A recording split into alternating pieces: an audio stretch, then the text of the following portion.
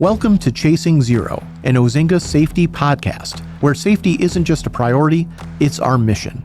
Each episode, we explore the real stories, strategies, and innovations driving us toward one powerful goal: zero incidents and zero injuries.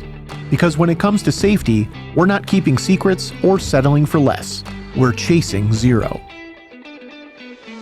Our guest this week is Kevin Walgenbach, Executive Vice President of Operations and Compliance for the National Ready Mixed Concrete Association, or NRMCA. Throughout his career, Kevin has focused on developing strategies that address inefficiencies while leveraging data-driven insights to shape impactful solutions on the job. And today, Kevin speaks to all the ways that safety impacts company culture as well as the bottom line. Here's Ozinga Health and Safety Vice President Adam Pummer. Welcome, everybody, and welcome, Kevin. Our guest today, Kevin Walgenbach with the NRMCA, or the National Ready Mixed Concrete Association. Welcome to Chicago. Happy to be here. Thanks for having me. This is fun. So tell me a little bit about yourself. Kevin Walgenbach, as you said, National Ready Mixed Concrete Association. I've been there for a little over 18 years now. I started on the government affairs side as a lobbyist, working up on Capitol Hill. I eventually transitioned over to the regulatory side, and through that, there's an intersection there on the regulatory piece with almost everything that goes on in the ready-mix concrete world at a plant. So safety, environmental, operations, other weird stuff that comes into play. And so because of that intersection, I've taken on a role at NRMCA of operations and compliance, safety, and everything. Environmental, plants, trucks, a number of different things. We're just like in the ready-mix industry, wear a number of different hats. Lobbying you started as, huh? Yes. What were you lobbying for? Guilty as charged. Well, the concrete industry. Yeah. So, I like to joke that it's a dirty family secret that I used to be a lobbyist, a retired lobbyist now. Retired? Yeah. But no, it was for NRMCA, so it was for pro-business, pro-concrete issues. I really enjoyed it. Got to be in all kinds of wild rooms that the public normally doesn't get to be in up on Capitol Hill. And but I made the transition because I really like the product, right? I like being closer to the boots on the ground, if you will. So this position I'm in allows me to have kind of the best of both of those worlds. Tell me a little bit just for all the fans out there, the NRMCA, give me a little background of that. The National Ready Mixed Concrete Association, we're coming up on 100 years. I saw that. Same with us. That's right, yeah. For you guys, you survived Capone, and now you've got a pope, right? So that's right. Quite the wild, deep dish pizza, pope. Deep dish pizza, now pope. That's a crazy arc. We have been there advocating for ready-mix concrete now for almost 100 years, and in my mind, the purpose of the association, what we want to do is give you guys the resources or create an environment where you're able to at least pour one more yard of concrete, or we hopefully make it so that it's cheaper for you to do what you do, manufacture concrete, get it out the door, place it, or try and change the environment to where there's less burdens getting concrete out the door. And so that's really, in my mind, what the association is and what we've been doing. The association's been doing for almost 100 years now. Safety is a huge part of what the NRMC does. So talk to me a little bit about the Think First initiative. Yeah, Think First. That was an initiative that NRMCA put together in 2019. And it was born out of kind of the idea of what a lot of ready-mix companies and other companies in different industries have done, which is kind of have a safety motto. Right, safety first, or all the ones you hear out there. That's absolutely right. Yeah, the one that always came and still comes to mind for me is goal. Right, get out and look. The concrete industry on a national level overall should definitely have something like that. Right, there should be a centralized focus on safety and what it means. Yeah, and so the idea of not safety first, but think first, came up, and so the Safety, Environment, and Operations Committee jumped on that, and in 2019 put their formal stamp on it and said, yeah, we're going to do this. And so the idea, of course, is think first before you do anything, right? Before we take that first step, before we even put our PPE on and walk out into the yard, whatever it might be, think first. At the time, it was also kind of a renewed interest, investment in safety for the concrete industry. where it's like, hey, if you're a company that has your motto and you've got your safety culture and the focus that you want to do, that's great. We support that. And you can build on that with what we've done. But if you don't have those things or you're struggling to figure out what that is, here it is. Yeah. You've got it. Run with it. Take it. We don't want ownership of this, right? This is something for the industry, for the members, so that some of the homework's already been done with how you try and create that new safety focus, that safety culture. It's some great resources. I mean, we call them toolbox talks or legacy talks, but all the topics that you guys send out are great. I can just use it right in the field. And that's the idea. We now have 5 years worth of topics, one for every month over the last 5 years of different topics. And some of them are pretty 100,000 foot level. Yeah. Some of them are a little more detailed, right? Like safety around filling silos. No one's done that, right? Right. The other idea was that it's ready-mix concrete focused, Right. specific, Right. right? So there's all kinds of great safety tools that exist out there that a lot of companies use, and they're great tools, and I continue to use them. But if you want something ready-mix concrete specific, Good luck finding it. I mean, that's one of the reasons that we're doing this podcast is because we want to share the information, right? You're not keeping all that content for yourself. It's like, let's get it out there. Let's share this. Safety should not be a secret to the industry or to people in general because it's so important. well, I'd be lying if I said that it wasn't just for NRMCA members. Yeah, So true. if you want it and you don't have it, come be an NRMCA member. Be a member. Right? Come and grab it. And of course, that goes along with it being the association world. But just remaining stagnant, doing what you're doing, you're always going to get what you've always got. I mean, if there's a better way of doing something, that's why I got into NRMCA. That's why I got into the concrete industry, because not only did I love the product, I loved how it was made, it got out the door, all those things. And I said, I want to be a part of that. But I hope when my time in the industry is done, I've maybe left some mark where it's maybe enhanced a little bit. I don't want to be so presumptuous as to say, oh, I changed this or I made it better. But no, I want to be part of something in a group of folks that have kind of raised the bar a little bit. Right. And speaking of improvement, I mean, we were just looking at it, but the benchmarking survey that came out from the NRMCA this year, there was a vast improvement this year. Yeah. I mean, it went from, what was it, a 4-point-something incident rate down to a 3.4, which is a huge decrease in 1 year. I mean, so what's working? Because a lot of the ready-mix producers out there that you see might be smaller. They might not even have an idea about what safety is. And then you get an organization like this, and you're seeing improvement in safety. We're making an industry safer. I honestly think that it's because the industry is turning the corner with realizing, understanding that safety and investment in safety goes well beyond just making sure everyone goes home at the end of the day the same way they started it. Right. It's and especially with kind of the world that we have to operate in these days and how it changes, the concept, the focus of safety has grown exponentially over certainly the last 5 years with everything we dealt with COVID and how we manage and run our businesses. But even before that, I mean, the last 10 to 15 years, there are new elements that we have to juggle that we couldn't have conceived of 25 years ago. And I think because of a lot of that, we've seen a lot of companies, they have really taken a concerted effort to say, hey, no, we're going to have more of a focus on safety.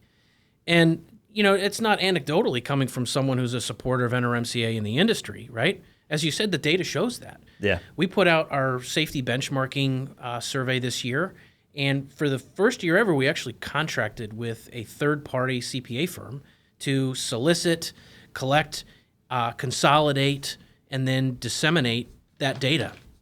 And so we saw not only some of the best responses number-wise that we've seen ever, but it also means that data is more accurate. And the data is showing that we've had a fantastic safety year in 2024. And there's no reason to believe that we won't continue with that. Right. I believe the concrete industry is a very safe industry, especially when you think about the dance, the choreography that has to go on at a concrete plant in order to get concrete out the door, between just the people, the mixers, the loaders. You've got your your ag haulers, your cement tankers, all those different things and how they have to work. There are hazards that exist, and we manage to navigate those very well. And the data shows that, right? So I think the concrete industry needs to keep doing exactly what it's doing, having that focus on safety. Let's see what kind of great numbers we have for next year from this year, from the 2025 data. But you're right. It's a different industry than a lot of people notice. I mean, you notice a concrete truck driving down the street, but you don't know everything that went into getting that concrete to that point and then on the ground. Oh, yeah. No. Like, it's amazing. No. So talk to me a little bit. This is something that's kind of new on your radar here, but these safety pathways, because safety can affect every part of the company, right? Whether good or bad. I've seen it in construction. I've seen it in most industries. But explain to me kind of your theory on these safety pathways, and let's dive into them a little bit, because I'm super curious about these. Yeah. Safety is no longer just the piece of, make sure you put your vest on and your hard hat when you walk across the yard and all those things. It is that, right? And a lot of that can be frustrating and tedious for a lot of our employees, our coworkers, right? But it's so much more than that. It has grown with what you have to, for lack of a better term, worry about, right? And so I've been thinking about the idea of safety pathways. What are all the pathways that safety impacts a business, right? Specifically for a ready-mix concrete operation, yes. Yeah.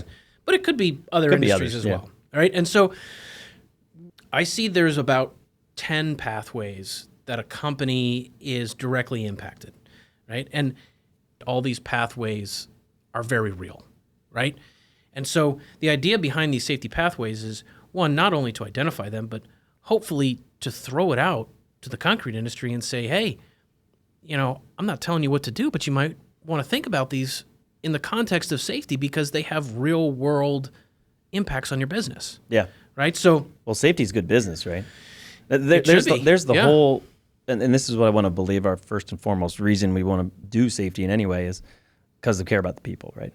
That's got to be number one by far. But on the second side of it, it's good business.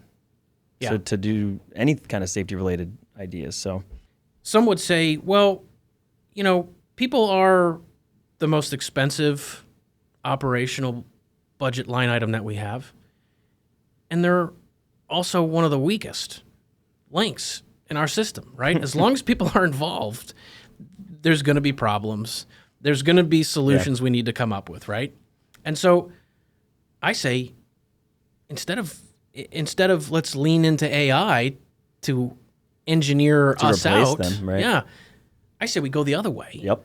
And we lean into the people, which gets into some of the different pathways, which is training, investment, right? It's an investment in your business. It will come back around and hopefully help you hold on to the money you have instead of it going out the door for lawsuits, litigation, which is another pathway, right? But there's that training piece. Let's talk about that, because when I talk about my 5 buckets of a safety program, all these components are tied in together. The first bucket that is so important is training. And when I first started here, that's what I wanted to focus on the most. Like, how do we improve this training through the roof? And now we've got 2 full-time safety trainers that's all they do all day is go out and train managers, train drivers, train anybody in the company. And it's seen a huge improvement in just the knowledge piece. Yeah. Like just learning about, maybe it's learning about some of the bad things that are out there that happen, but taking that knowledge and then how do we use that to prevent something bad from happening. So training is by far my favorite, but it's also my most important one. It's probably one step below caring about those people that you're training. If you don't care and you're not training, it's likely someone's going to get hurt. And if you still don't care about that, which is unfortunate, that has direct correlation to costing your company money. That's going to cost you money. Yeah. It's going to cost you a lot of money, right? The different fees that go along with the different injuries, it can be pretty pricey. Yeah. Right? So there's a direct correlation to that bottom line of holding on to the money that your company, your people have worked so hard to make. All right, training is a huge pathway for you. Go through some of the other. Let's start compliance, right? Yeah, so compliance is generally, I think, where most people go to when they talk about safety, right? The boring part. We're doing this because we got to do this, and we don't want to get a fine, right? And so the compliance, though, it could be from OSHA, obviously for a ready-mix plant, but plenty of companies have something other than just ready-mix, right? They got the aggregates, they got the cement. They might have some other weird stuff that doesn't have any correlation to concrete. So there's the MSHA piece, but then we can't forget about our drivers in our trucks, right? They're out there on the road. So Federal Motor Carrier Safety Administration, or FMCSA, right? Those compliance pieces are huge. There's things that we have to do. The more you invest in your safety of your employees, it gets into some of the other pathways like culture, right? When you've got employees that are excited about coming to work, morale's high, the job gets done better, more successfully, more efficiently, more effectively. And that also then gets into another one of the pathways, which is mental health. Mental health is something that we've been talking about significantly because there is that stigma right now. I don't want to talk about it. But if you're not focusing on it as a company now, bad things are going to happen. Yeah, the statistics that have come out specifically with suicide rates for construction, the death rate in construction by suicide was 5 times higher than the death rate by other work-related injuries in construction, which is still like astronomically higher than just the real-world population. Yeah. Not even when we're talking about construction. That's not something that can be ignored. It starts with, one, trying to dispel that stigma and making sure that you have a workplace that is open to allowing your employees to come and talk to other employees, management, supervisors, right? And not brushing that off. That's probably one of the first steps.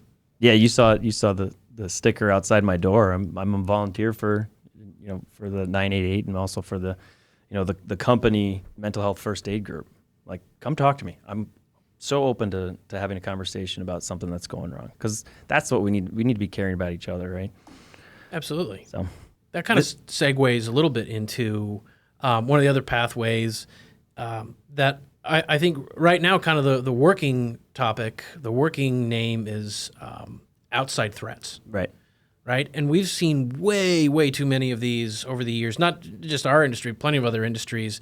Workplace violence, active shooters, the drunk driver piece, right? Which is also something that signifies the unknown, right? What is the threat? What is the problem that you're trying to prevent, you're trying to organize for, but you don't really know what it is, when it's coming, what form, and how to prevent it.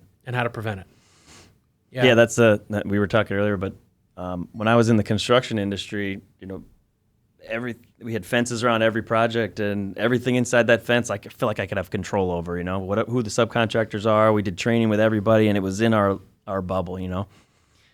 And then when I started here, this is a totally different animal.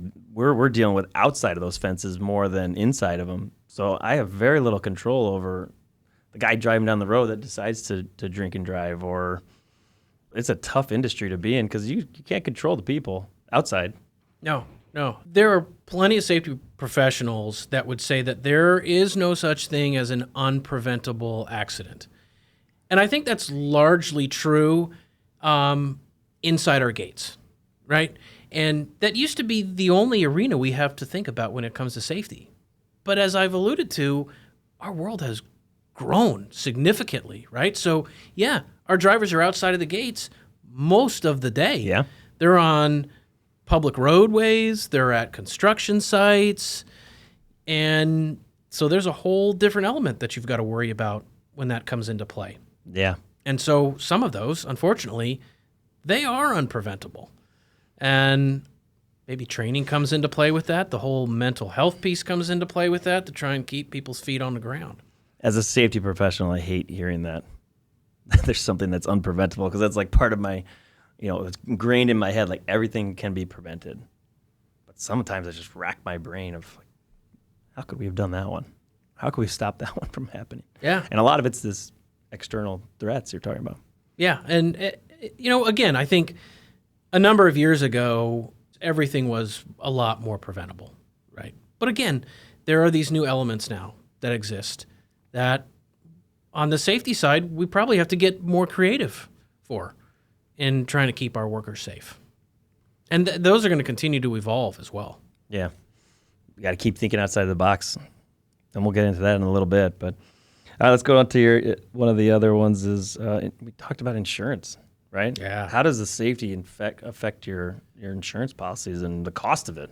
It's already expensive as it is, and that's before you potentially have any accidents, before anyone gets hurt, whether you're at fault or not, right? And so there's that piece, and then potentially if you do have some accidents or injuries, premiums go up.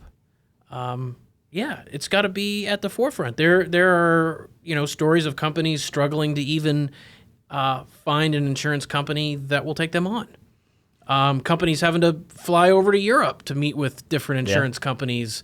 I mean, and it's a huge cost. It's a huge cost. It continues to go up like everything else. If you've got some great safety data and allows you to shop around for new insurance, I say go ahead and do it. Save some money. Right. Hopefully you get yourself in a position where you've got insurance companies wanting your business because they know they're going to hold on to more of the money. Right. Right. Yeah, that's kind of our story here. It's a cool place to be at when insurance companies want to insure you. Litigation, that's another one on your list, right? Yeah, litigation. That's probably has the potential to be the most expensive pathway that impacts a business on the safety side of things. Some of the lawsuits that have gotten settled or that companies have been found liable for, we're going like 8 figures. Yeah. That's a lot of money, especially if you're a company that can't afford that. Probably time to think first, right? Get your think first. There you go. Nice tie back. Safety culture. Oh, man.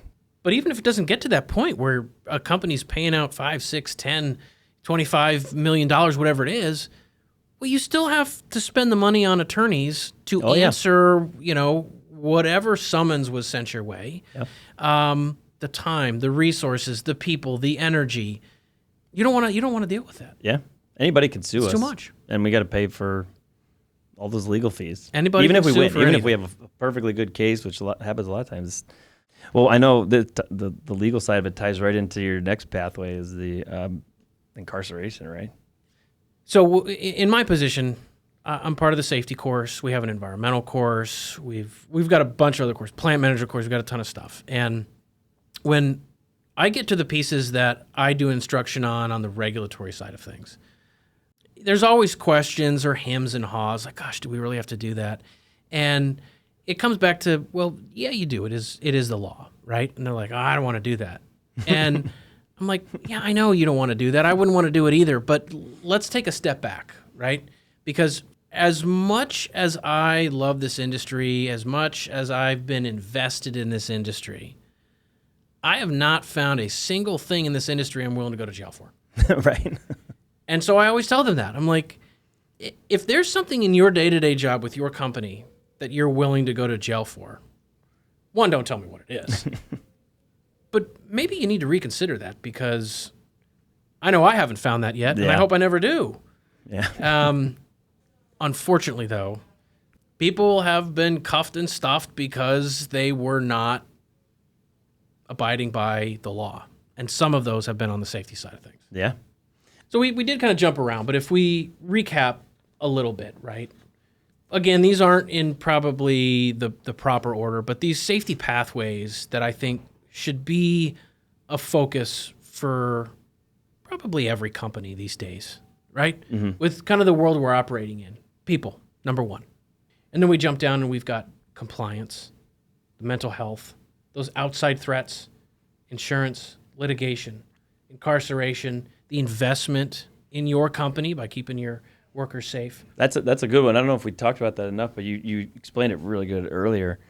Let's say you're a big enough company that you have outside investors, right? Maybe explain that side of it a little bit too. Yeah, I mean, if you have a great safety culture and You're keeping your workers safe. They like to work there, right? You're one of the companies that now and again gets listed as, one of the top best, companies to work at in whatever town it is. That sends the signal that you're open for business, right?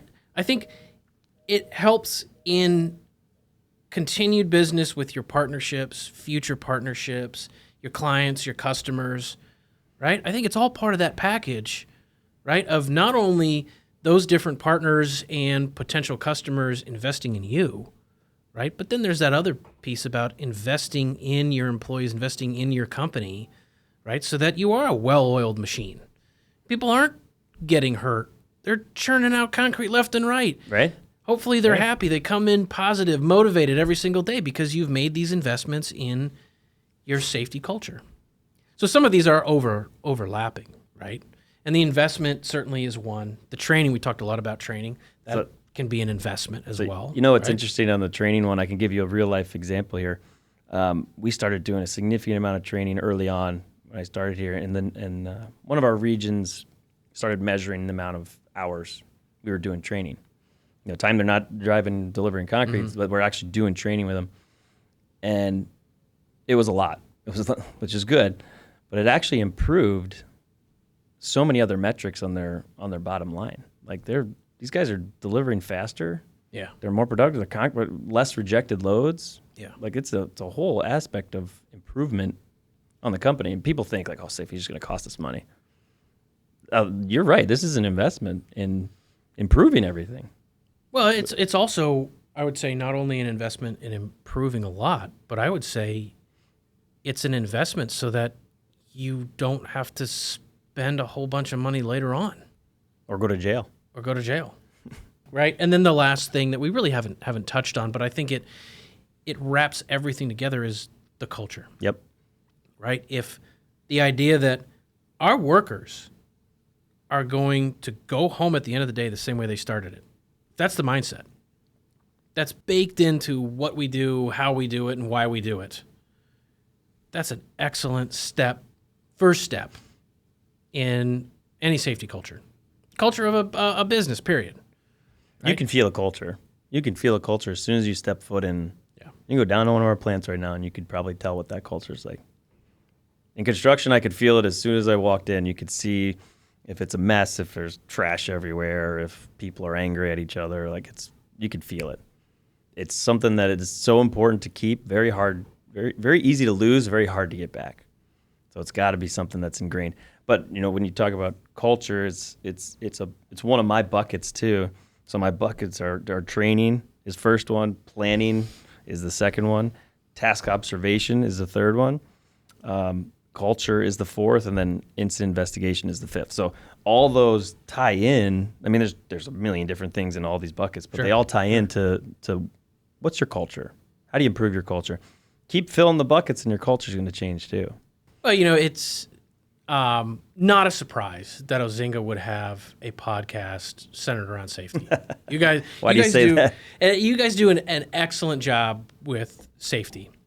Not only do you have you got your own safety department, right? Which is not unique, right? But you put a lot of focus on that here at this company. You have corporate safety trainers. That's all they do, right? Yeah. All they do is they just go around and they train your workers on safety and how to be safe. Yeah. Right? Some would say that's a wild concept.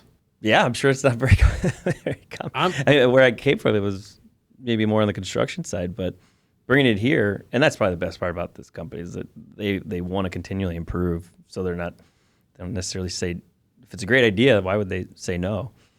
And think about all the lives that just on the training side that they've changed. But thank you. It's very nice to say I've got a great team. They're the boots on the ground making all the change. Yeah. And now you're on the podcast. Yeah. That's right. And I didn't have to say that in order to get on the podcast. No, you were invited first. All right, let's talk changing subjects a little bit here. But do you see much in the industry with we talk so much about an aging workforce, and then it's starting to come back to it's getting younger. Because a lot of retirees are leaving, and we got a lot of young people coming into the industry. Do you see that across the board, or is that kind of a thing for us? Yes and no. Certainly, as the years go on, they all come and they all go, right? But depending upon the market, yeah, that I don't want to call it turnover, right? But the shift from the older workforce retiring, moving on, and bringing in the new age of the ready-mix concrete industry worker. Yeah. I don't think it's a full shift that we're in right now. I think there's definitely markets and areas where that's more prevalent. Yeah. But no, I mean, you even look at, right, the population in general, right, with baby boomers retiring, moving on, all those different things. Yeah. Yeah, we're headed for an overall younger workforce. Well, and it's, people worry, like, well, it's not just a truck driver. They're worried, you're just going to get autonomous trucks and replace us. It's like, you're not just a truck driver. You're a chemist. You're all kinds of, you're a construction worker, all kinds operator. of things. You're an operator, yeah. And you'd probably explain it better than I do, but there's so many other things than just getting from point A to point B. That's the easiest part of what we do. It's all the other stuff that's hazardous, but it's also, you need to be smart enough and trained enough to do it. Yeah. Or you're going to hurt somebody. Not only will you hurt someone, you're going to lose the company a lot of money, right? The guy that you train up to drive a truck, if you don't tell him, don't go be putting water on that concrete, it's going to end expensive. Yeah. It's not going to go well. Yeah, so the idea of training becomes more vital than ever before. Not only on the safety side, right? But yeah, coaching up a workforce to know the difference between concrete and cement and how all these pieces fit together, right? That's huge. And when it comes to our delivery professionals, yeah, we're not just hiring and sending truck drivers out in the world.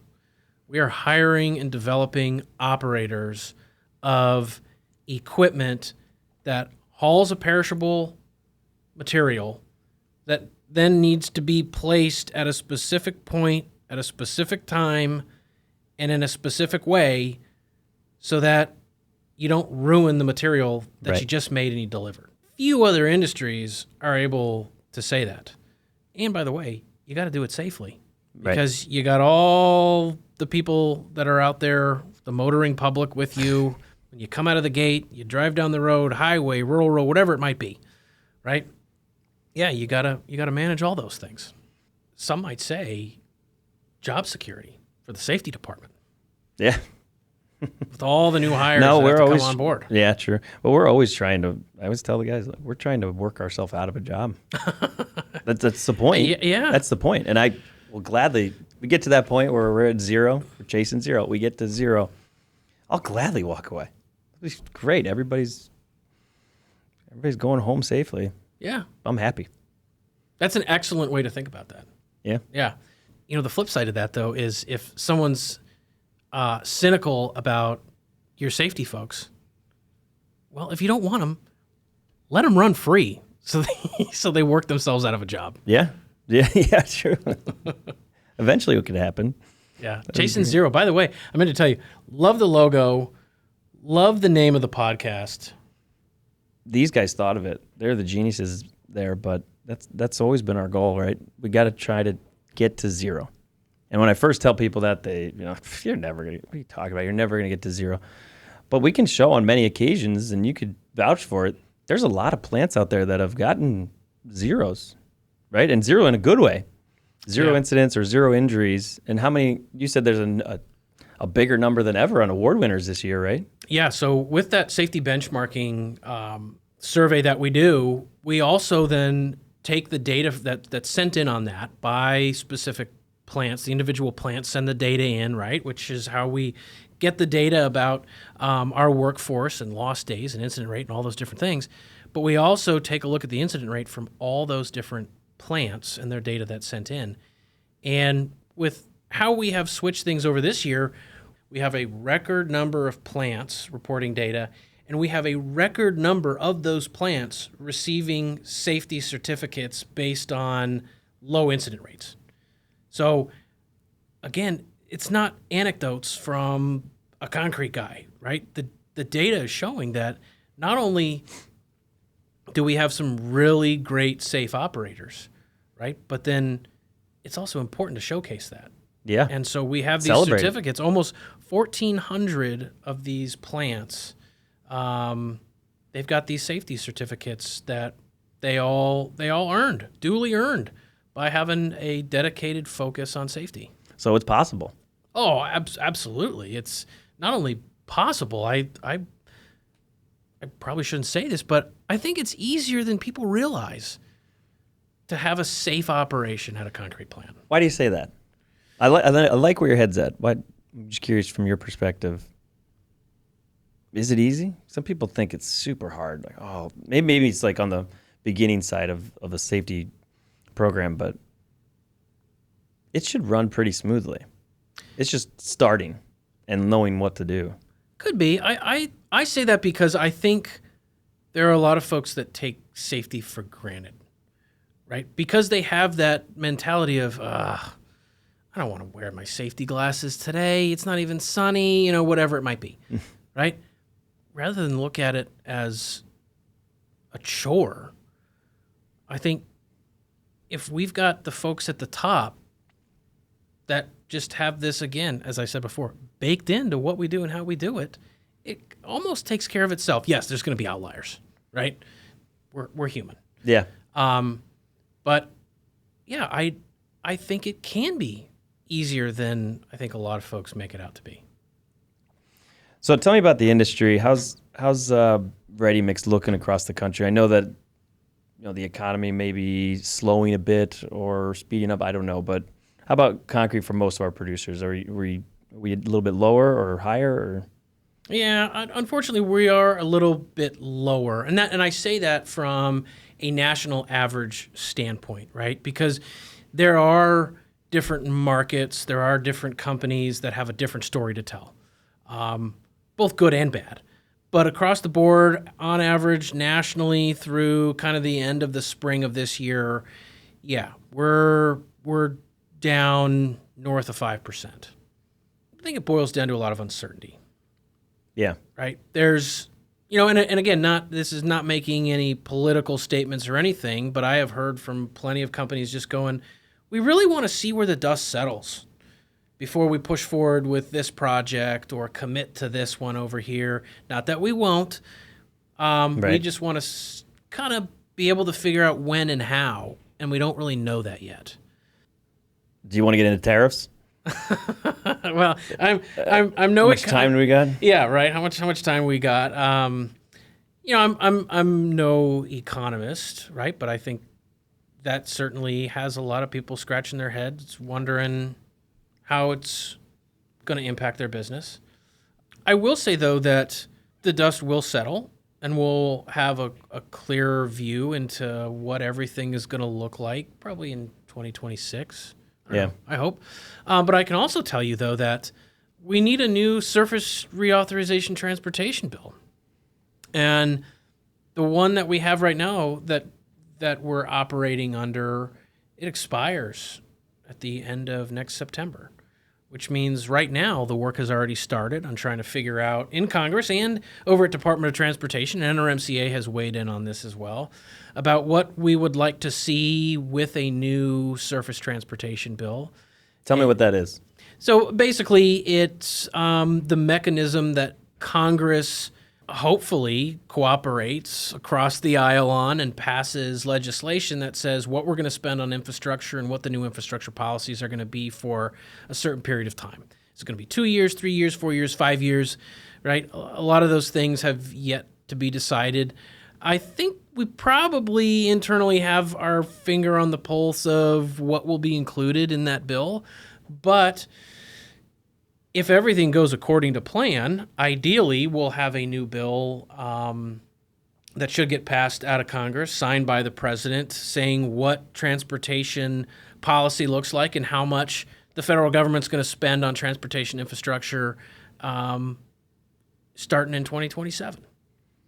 right? So, there's some things on the horizon that I think probably pretty positive. I think it's great. I use it, like I said, I use a lot of your content. We've teamed up quite a bit with you guys on this, so thank you for everything you do on that. It's helpful to, we're a bigger company, and it's very helpful to us still.